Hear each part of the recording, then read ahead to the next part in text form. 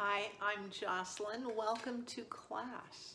So today we're going to do my Johnny Burger recipe. It is honestly, I shouldn't be so immodest, but it really is the best burger.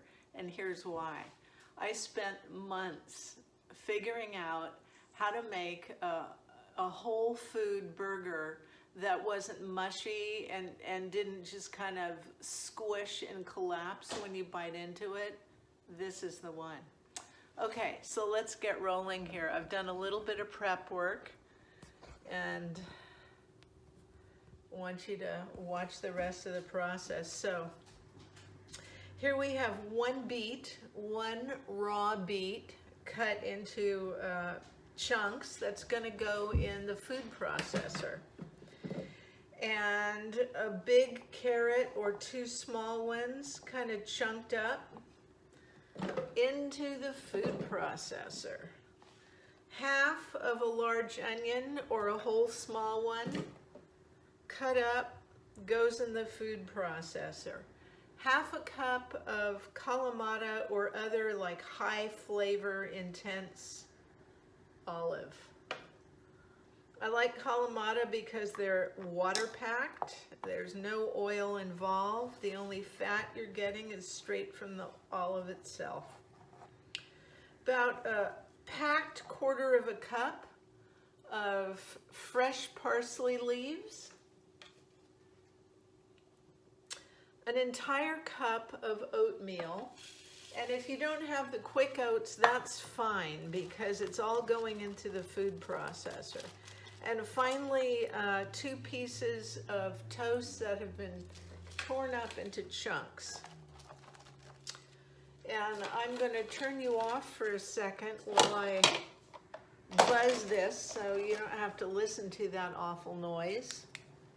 Hi, okay, so we've gotten all the ingredients into the food processor, but before we put it in our working bowl, I wanted to add a cup of beans. Now the recipe calls for refried beans, so like a paste of beans, but I don't have that right now. So I'm just going to take a cup out of the beans I made the other day and just kind of smash them because they will be incorporated into your burgers. And you don't want any whole beans floating around. Not that it would be a disaster, just because the recipe called for refrieds. Okay. Then to that, we're going to add our stuff that we ground up in our food processor. Our stuff, isn't that professional? Okay. If it would just let go. All right, this is what it looks like. It's crumbly and kind of dry, and that is what you want. We want this only as moist, with as little moisture as possible, just enough to keep it together so it will hold its shape.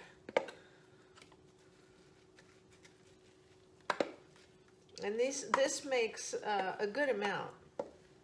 4 really large burgers or 6 smaller ones. I go for the big ones every time. So good. Okay. Now to this we're going to add a teaspoon of salt, a teaspoon of garlic powder, and a half a teaspoon of Italian seasoning. And then we're going to add a tablespoon of soy sauce. And let us not forget the half a cup of sunflower seeds that I toasted in my toaster oven. Half a cup is a lot. I'm always surprised at how much it is. Okay, now we want to mix it really thoroughly.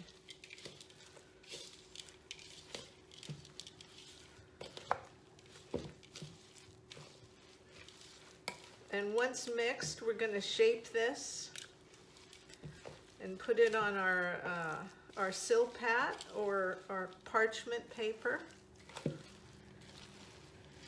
Isn't that beautiful?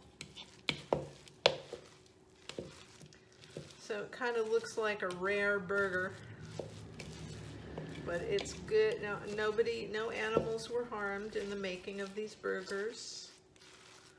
All right. Okay, we are ready to get this baby ready for the oven. And I've divided our stuff, again with the professional terms, into roughly four servings. And you know, the nice thing about making your burgers is you can make them square if you're using toast or ciabatta, or make them round if you're choosing hamburger buns. But what you do want to make sure that you're going to do with your burgers is get them all pretty much the same thickness so that they cook at the same time. Now, this is a Silpat. It's a silicone woven mat that you can use again and again and again. It's really easy to clean, though you can see that it does stain. Don't worry about it. I've had these for years and they're still going strong. So I should tell you while I'm making these, shaping these, the story of how they came to be called Johnny Burgers. Well, when my husband and I first got together, I lived in Baltimore and he lived in LA. Even though we had met each other 30 years earlier in San Francisco, where I grew up, but that's another story. So we're in LA and we're gonna get Chinese takeout. So what Barry hears on my end, all he can hear obviously is my end of the conversation, is he hears me saying, Jocelyn. No, Jocelyn. No, Jocelyn. Yeah, Johnson, that's it, Johnson. And he's laughing hysterically, and I'm just kind of rolling my eyes. So that's been my nickname ever since, Johnson or Johnny. And so because I labored for so long trying to get this recipe right, he calls them Johnny Burgers. Wasn't that just a fantastically interesting story? What an adventure. Whew, my life. Okay. Now, these are kind of wildly different in size. I'll show you in a minute. I'm going to try and fix it. Okay. Smooshy squooshy.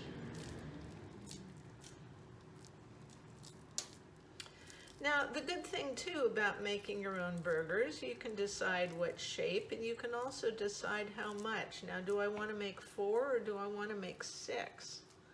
I mean, these are monster big. Check these out. Okay, and the first one was kind of the right size, but it's too small for the rest of them. So let me make mud pies here. And then they're going to go in the oven, and they're going to go 15 minutes on each side. Although, I don't know, you might want to go 20 with these babies because they're so big. I'll see, and I'll let you know. All right, so off it goes into the oven, and I will see you when it's time to put them in the burgers. Hi, all right. Everything's out of the oven. Everything's looking good. It's time to build a better burger. Let's go. Okay. Let me get the angle right so you can watch what I'm doing. Look at that nice board of good stuff. Okay. Let's take our hamburger bun. I decided to go with 4, by the way, instead of 6. I know myself. I never would have chosen 6. Okay. Want to slather some. Obviously, this is the part where everybody gets creative and does their thing with their own flavor preferences. So I'm doing mustard on the bottom.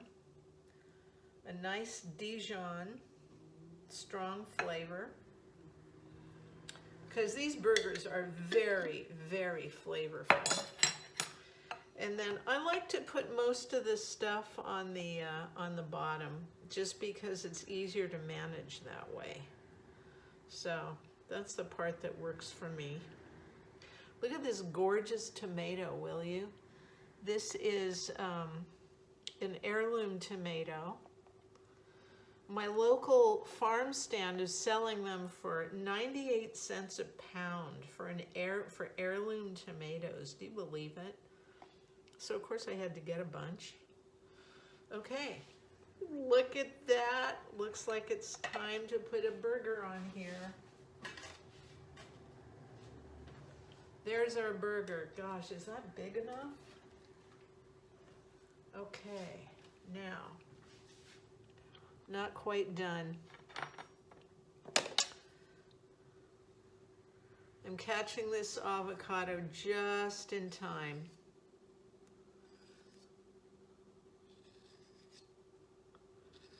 And now, scoop them out.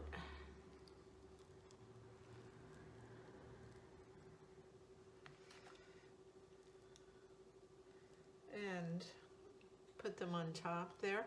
Obviously, you can add whatever you want at this point. You can do salsa, you can do lettuce, you can do whatever. I'm going to put a little bit of Thousand Island on top. That's our secret sauce.